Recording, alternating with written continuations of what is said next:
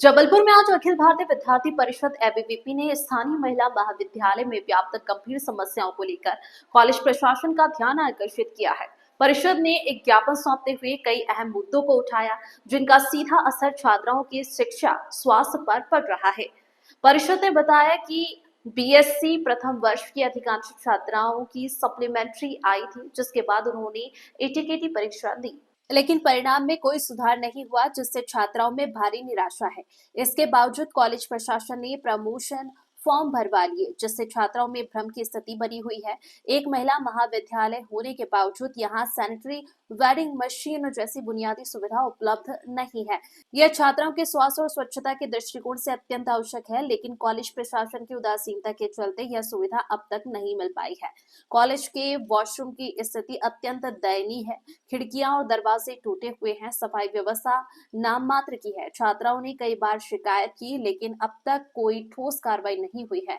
Microbiology lab में लंबे समय से लाइट की सुविधा नहीं है, जिससे योगात्मक कक्षाएं प्रभावित हो रही है।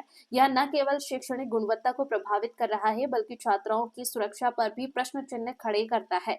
एबीवीपी ने मांग की है कि कॉलेज प्रशासन इन समस्याओं का शीघ्र समाधान करे, अन्यथा परिषद को आंदोलन के लिए बाध्य होना पड़ेगा। परिषद ने स्पष्ट किया है कि छात्राओं की शिक्षा और स्वास्थ्य से कोई समझौता नहीं किया जाएगा।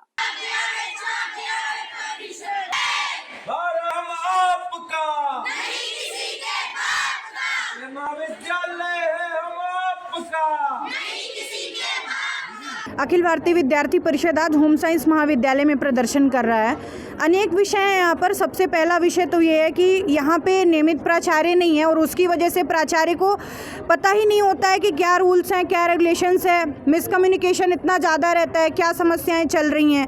जैसे लड़कियों की सप्लीमेंट्री आ रही है, 52 लड़कियों की सप्लीमेंट्री आ रही है और उसमें हम ये कुछ कर ही नहीं सकते हैं। उसमें लड़कियाँ लगातार एप्लीकेशन लेके जा रही हैं, इनके पास रिजल्ट लेके जा रही हैं, इन्हें कुछ पता ही नहीं है। सैनिटरी वेंडिंग मशीन बोल रहे हैं बिगड़ गया है, लेकिन वो 4-5 साल से जो लड़कियां पीजी कर रही हैं तो तब से वो बिगड़ा ही है, तो उनकी भी उनको जानकारी नहीं है। वॉशरूम्स में गेट नहीं है, खिड़कियां नहीं है, गर्ल्स कॉलेज है ये, तो ऐसी यहाँ पे अनियमितताएं हैं। उसी को लेकर हम सभी धरना प्रदर्शन कर रहे थे। हॉस्टल में भी काफ़ी समस्याएं हैं। हॉस्टल में तो समस्याओं की भरमार है। यहाँ पे पता ही नहीं है। लड़कियां यहाँ पर मीडियम क्लास से पढ़ती हैं, मैक्सिमम जो गांव से पढ़ने आती हैं यहाँ पे, और उनके लिए लगातार फीस बढ़ाए जा रहे हैं। यहाँ पे 5,000 रुपये फीस है हॉस्टल की, तो वो लड़कियां कहाँ से अफोर्ड कर पाएँ इतना।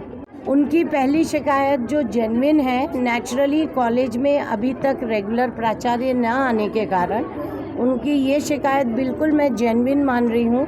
कभी कोई प्रिंसिपल रहता है, कभी कोई प्रिंसिपल रहता है, और उनको खुद को उस चीज़ की स्थिति क्लियर नहीं है, तो इसके कारण उनको डिसीजन लेना भी, क्योंकि किसी के पास डीडीओ है, किसी के पास डीडीओ नहीं है, तो वो किस हैसियत से काम करेंगे।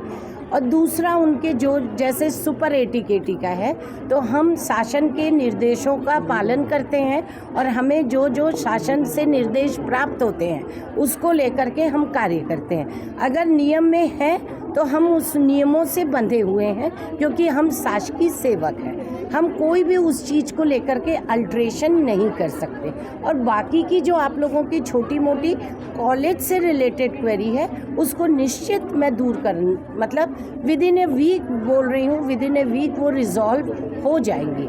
जैसा ही कुछ नहीं है तो फिर मैम किसके हाथ? शासकीय, देखो मैंने ये नहीं बोला मेरे हाथ में कुछ नहीं है, ये मैंने बिल्कुल नहीं बोला।